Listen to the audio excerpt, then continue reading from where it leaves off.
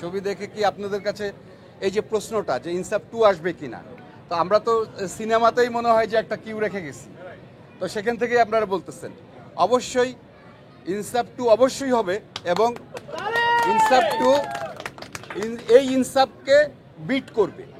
এই ইনসাফের থেকে অনেক ভালো, অনেক বেশি অ্যারেঞ্জমেন্ট, অনেক ভালো গল্প এবং অনেক ভালো টেকনিক্যাল হচ্ছে যে সহযোগিতা নিয়ে আমরা ইনসাফ 2 আসব।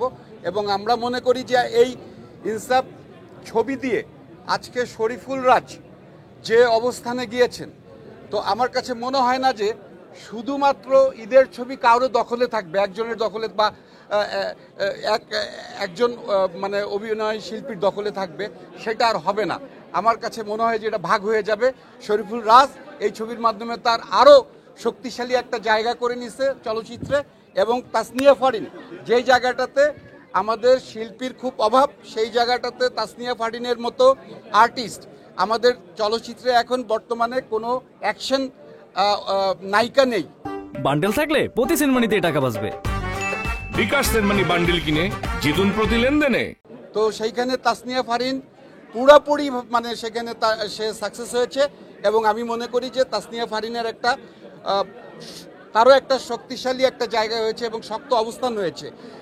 আমার মনে হয় যে যারা আমাদের ডাইরেক্টর প্রডিউসাররা পরবর্তীতে ছবি বানাবে অ্যাকশন মুভি, তাসনিয়া ফারিনকে অবশ্যই মাথায় রাখবে নায়িকা হিসাবে।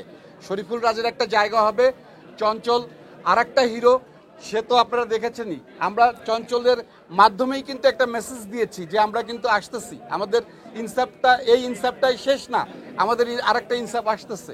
সো আর হচ্ছে মিশা সওদাগর অসাধারণ অভিনয় করেছে, আমাদের হচ্ছে মোশাররফ করিম গুণী শিল্পী, মোশাররফ করিমকে আমাদের চলচ্চিত্রে পাওয়া, চঞ্চলকে পাওয়া, সঞ্জয় সমুদ্রকে আমার দেখা হয়েছে যে ও কলকাতায় কাজ করেছে জিতের মতো একটা বড় আর্টিস্টের, তার নিজস্ব ছবিতে, এবং জিৎ আর্টিস্ট ছিল।